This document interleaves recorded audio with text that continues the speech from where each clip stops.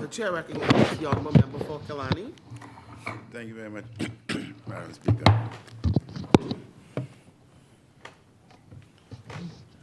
David, give me some water, please.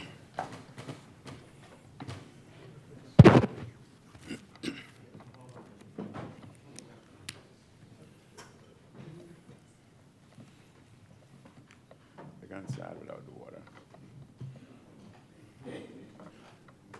Just getting over flu, man. So I don't have the energy. Yeah, but put on the helmet then. No, it's sick today. Sick today.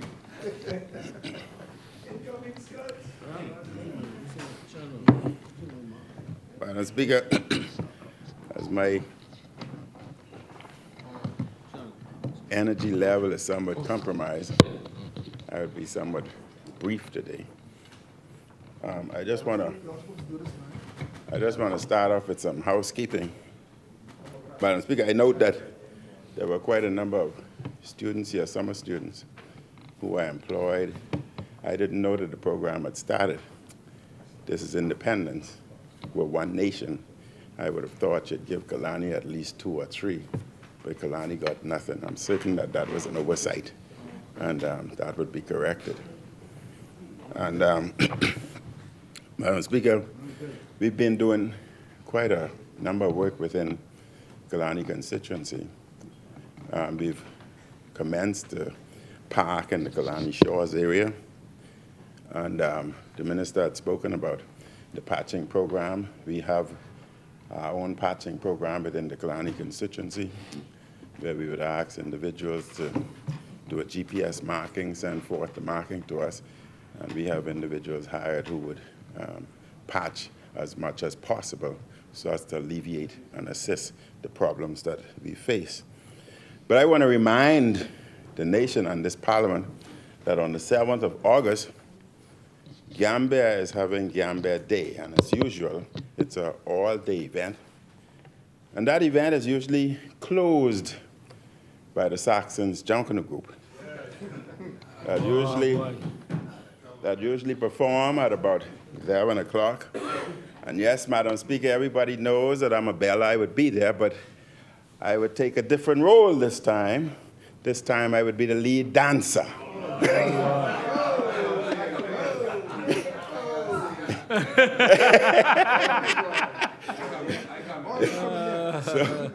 So you are all invited. I and my grandson will be the lead dancers for the Saxons Junction Group closing the 7th of August. Coming down to Gambia.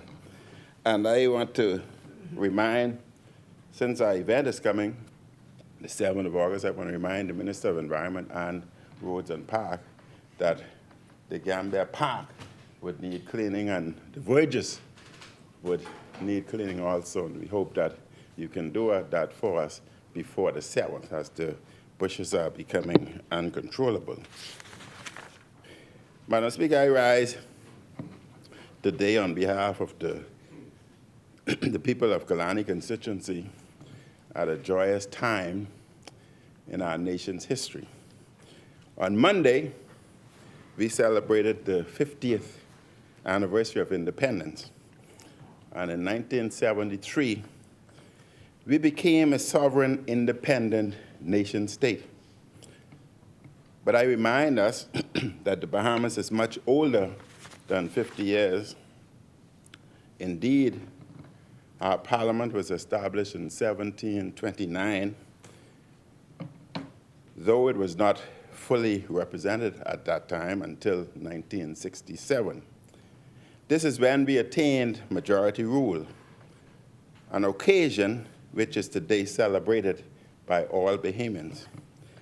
1973 was not our birth as a nation. We were a nation long before 1973. 1973 was the launch of the Bahamas as an independent state.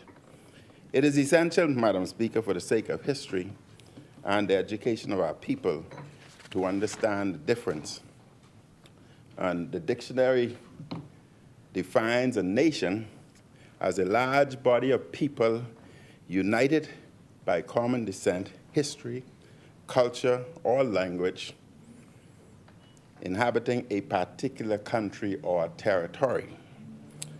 Also, according to the dictionary, a nation-state is defined as a sovereign state of which most of the citizens or subjects are united also by factors which define a nation, such as language or common descent. 1973, Madam Speaker, was the achievement of sovereignty, another milestone in our journey as a people on these blessed islands. I want to congratulate all Bahamians here and abroad for this remarkable milestone. And I also want to congratulate the member for Seabreeze, who had worked very hard putting the programs together. And she was available to all who wanted her day and night, almost 24/7. So I want to personally congratulate her for the excellent job. The hard work, sacrifice, sweat, and toil of our people transformed these islands these past 5 decades into a free and fair democracy with the most dynamic tourism economy in the region. Madam Speaker, Bahamians should be proud of what we've accomplished together. There is more access to education and health care. More focus was placed on family island development. The economy has greatly expanded, providing opportunities to many who were denied it for so long. Free speech and fair elections are part of our culture. A free press thrives. And while we celebrate all we have done, let us also look towards the work we have to do over the next 50 years. We must improve the quality of education we provide. This also includes, Madam Speaker, universal preschool education, which was advanced under the previous F&M administration. Madam Speaker, this is important because we were informed that 60% of our students entering grade 1 are ill-prepared, are not prepared for grade 1. What that means is that that group of ill-prepared students advances to grade 2 ill-prepared, advances to grade 8 ill-prepared, grade 9 ill-prepared, and hence our graduation rate we see today. And that's why it calls for long-term planning, not a microwave solution, Madam Speaker. The revolution in various technology continues, and we must embrace this revolution at the University of the Bahamas and BTVI. And I'll expand on that at some other date, but I'm certain the Minister of Education is well versed with what I'm talking about, as she is usually on top of, as the young people would say. As the young people would say, she's on top of her game. Most major investments are needed to keep improving health care, housing, and Social Security. We must continue working to find new industries to diversify our economy.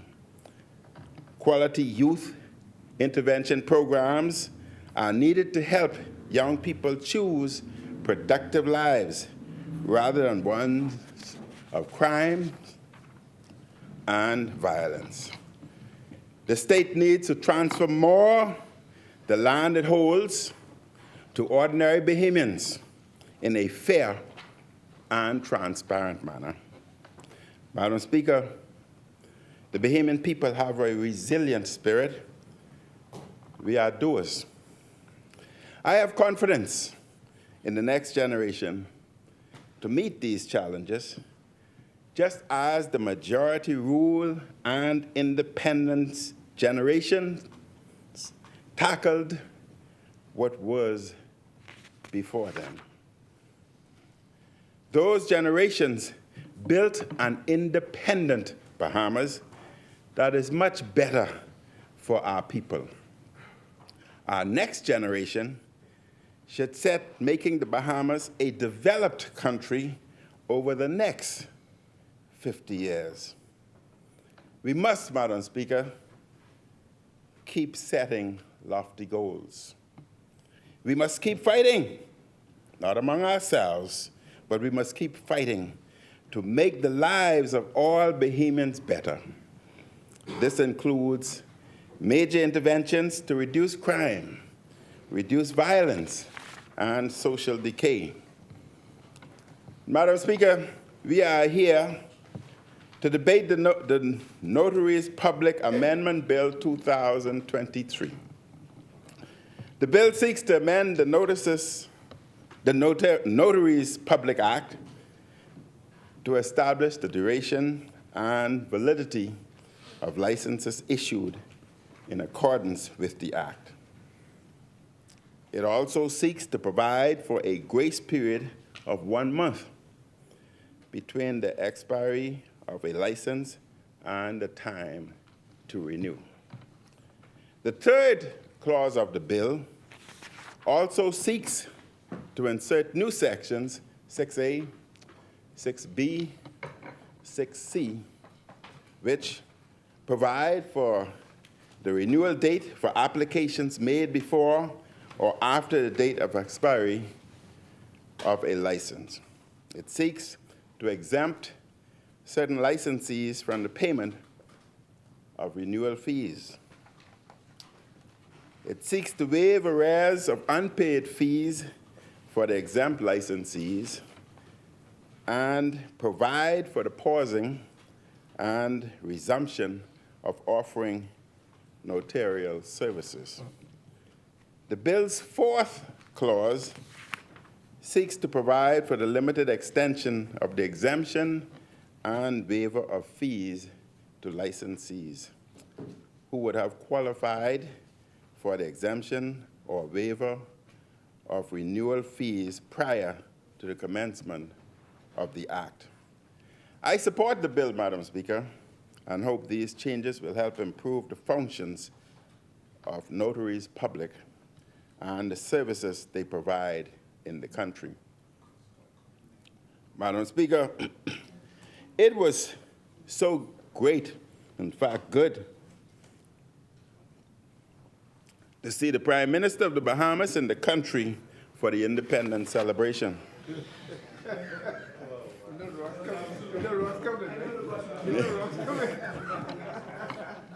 He is on tour around the world so often, many wondered how long he would be here for independence. It seems, though, he is not the only Prime Minister in the PLP. Apparently, there's a Prime Minister in Abaco. In Central Abaco, I presume you are the Deputy Prime Minister.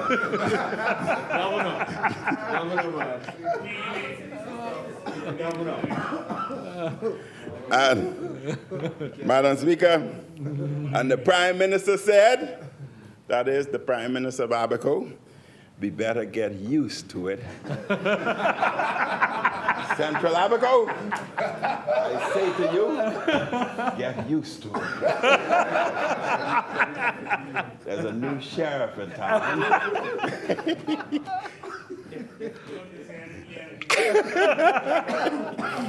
The arrogance of this statement by the North Abaco MP stunned many Bahamians. There seems to be little prime ministers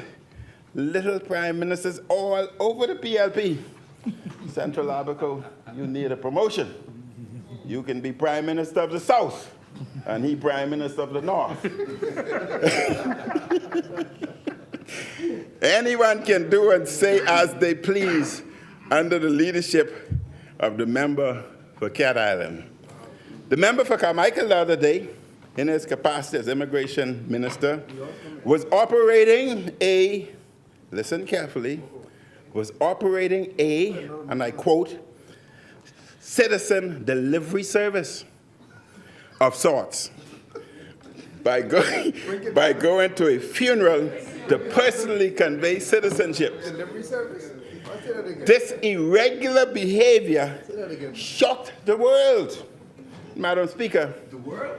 my niece came down The world. Shock the for the world. independence, Not the world. shocked the entire country. The world. My niece came down and she said she wanted to see, she escorted me to the ball.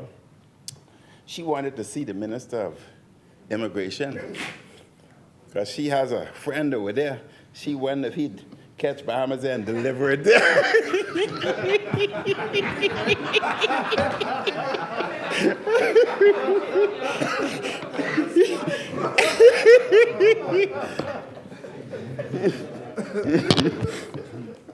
I told her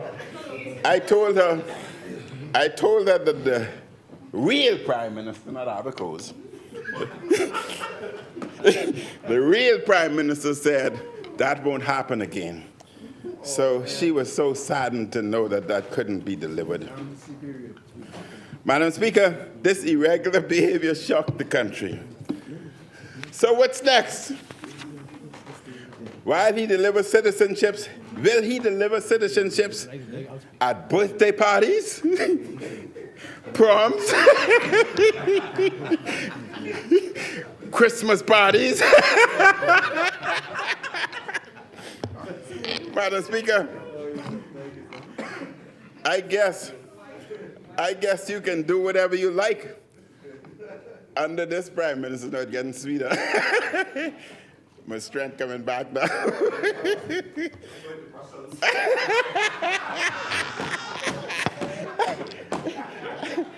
That's fine. That's fine. You could go anywhere. I tell you one thing, the Bahamian people ain't buying your ticket. Madam Speaker, I guess we can do whatever we like under this Prime Minister. We saw this too when there was a public back and forth between the Minister of Works and the Prime Minister over who was to blame for not carrying out the BPL hedge strategy we left in place. But sadly, the collective failure of the minister and his boss led to serious consequences for Bahamians. Electricity bills have skyrocketed. I am frightened, Madam Speaker, as I listen to individuals who said that their bills have moved from $200 to $700. I am frightened to see my bill. I am frightened, you know.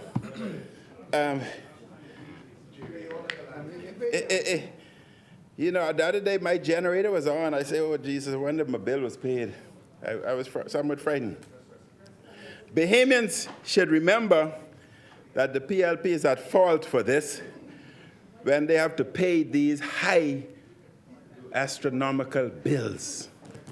The PLP was at fault. We're now hearing that they are load shedding during what is already a very, very hot summer. Madam Speaker, I am so miserable standing here with this heat. God knows I want to take off this coat, but, you know, protocol and proper won't allow it. And therefore, I am forced to stay here and burn. We are now hearing that there may be load shedding during what is already a very, very hot summer. And Madam Speaker, we had gotten a notice in the Tropical Garden, Killarney constituency, Tropical Garden area, that we've got, I must give BPL credit for that. They sent us a notice saying that there will be load shedding for about 3 hours. So they gave us warning so that we must prepare ourselves for the heat of the day.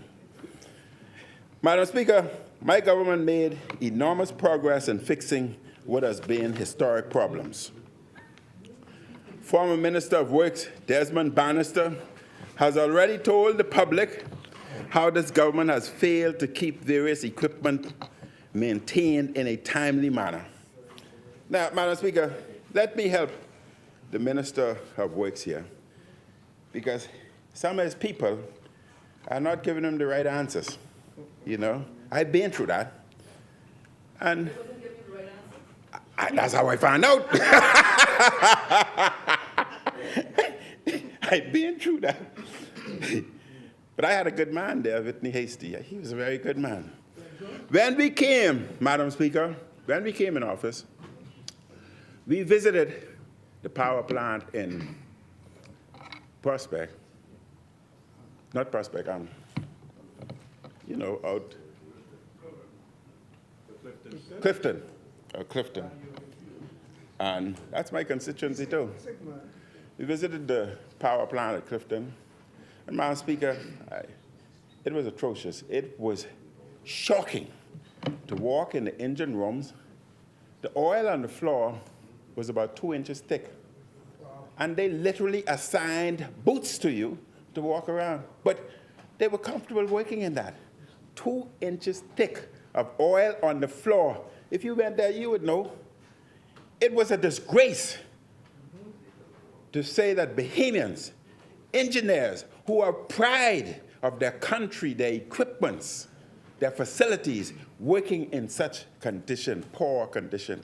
And Madam Speaker, Whitney Hasty and his team embarked on cleaning and getting the engines in place.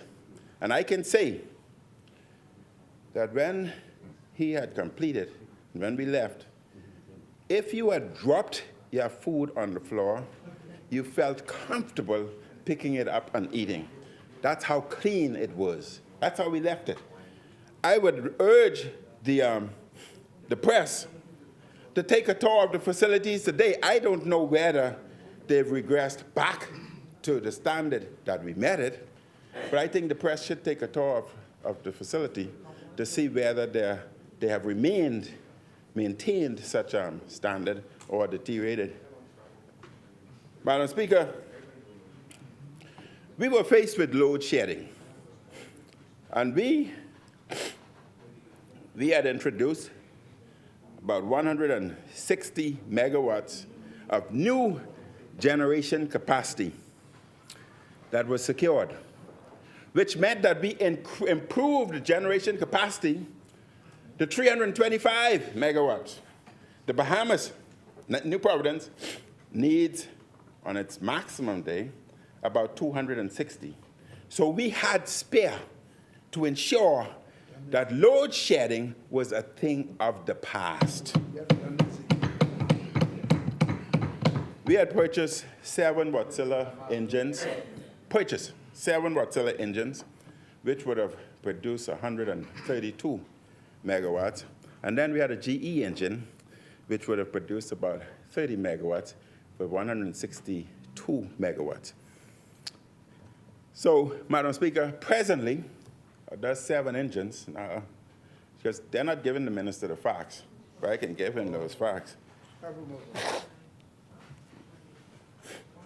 Still trying to get over this flu, but I'm not infectious, gentlemen, I'm not infectious. So y'all safe, y'all safe.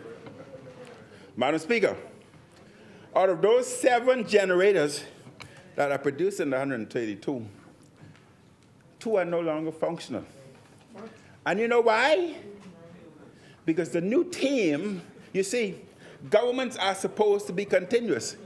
They moved who were there and brought in others. The maintenance program was not maintained, and therefore the engines subsequently break down. Now, Madam Speaker, because there were contractual agreement with the manufacturers of the engine, there would have never been a problem in accessing parts if they were needed.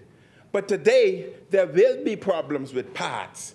So, Madam Speaker, all I say, prepare for the heat. It's coming. Even the minister said it's coming. In addition, Madam Speaker, so your cost has gone up because of the hedge. Now they place us in decrease the quality of our livelihood with the heat. You have to run outside. Individuals, you pass through Baintown sometime, Madam Speaker. Individuals are on the porch fanning. You know, in the old days, and you would know, in the old days we could sleep under the window and we take the stick and open the window. Now we've advanced and talk about central air. Now they don't want to give us no electricity, so those central air are useless. You have to go look for your paper fan again.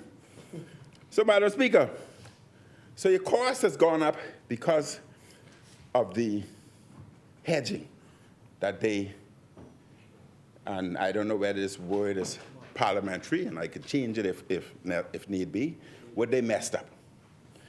Then, because of our engines being down, what they had to do, Madam Speaker? They had to lease additional engines. That carries a cost. And who's going to bear that cost? Us. That's additional cost. So they are presently leasing, I think, about 115 megawatts of engine, of energy supply, and about 73 is being leased from Sun Oil. So, Madam Speaker, when the F&M was in, when we were in, we had the operation and maintenance cost. Listen carefully so you can see where they've increased our cost again. That's why it's good. Government should be continuous and not selective, but continuous, and we wouldn't run into so many problems. The operation and maintenance cost of BPL, when the F&M was in power, is 1/3 the cost today. So that's additional cost to us. And that's why I scared to see my light bill. I scared, you know, especially when I was sick, Madam Speaker. You know, the problem is, as a doctor, you're knowledgeable. And when you're sick, with the flu, you have fever, the heart rate goes up, you sweat. And if you see that bill, your heart rate goes up further, and you die, shock, heart attack. So that's the quickest way to heart attack. So I told my family, do not, listen, just withdraw the money, pay the bill. But don't let me see it until I get well, please. But, Madam Speaker, these are serious times. Madam Speaker, further evidence of the do or say nothing culture in the Davis administration was on display too. When the Minister of Education, look up, voiced her objection to the Royal Caribbean Paradise Island deal her government supports. She said what she said, and there was no consequences either. Now, Madam Speaker, I'm going to be fair and honest today. I like the minister.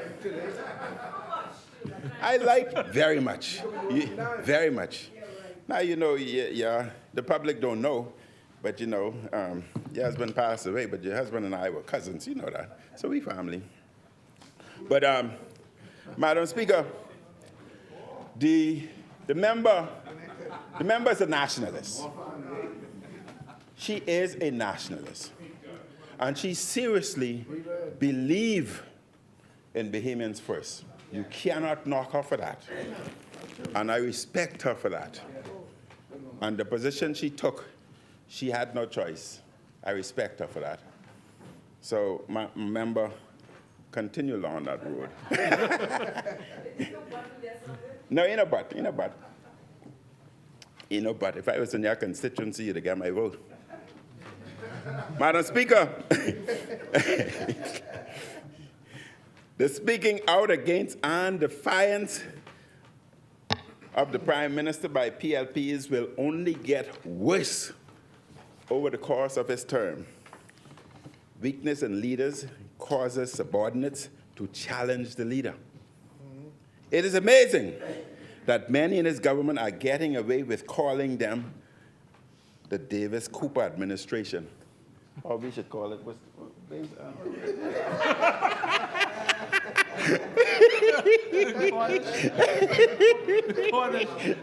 David Cooper Cornish. Cornish, what's his name? Cornish been there. Only 2 minutes? What?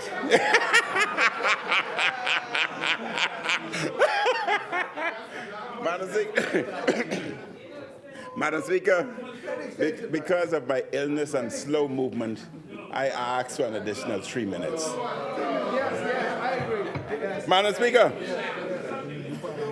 there was a remarkable spirit.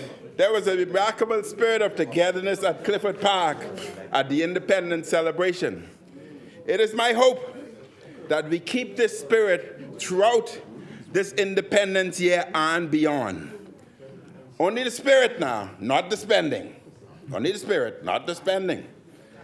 And we will be asking soon for the expenditure for the Independence events, and we still await the expenditure for the trip to London, to UK, to visit the King. We are blessed to live on these islands, surrounded by such spectacular natural beauty. Let us be good stewards of the gift that God has given us. Let us be good stewards, Madam Speaker, of the resources of the state. And let us be good stewards of our future. And as I have said in the past, may I invoke the God of new beginnings as we continue our national journey. May God bless all of us, Madam Speaker. 1 minute. And may God continue to bless the Commonwealth of the Bahamas. Boy, I saw those, West End, I saw those jackets y'all wanted to put us in. Those yellow jackets, now, you know that was criminal. You couldn't put us in that. That was wrong. That was wrong. I once again, Madam Speaker, wish you and all members of Parliament a happy independence.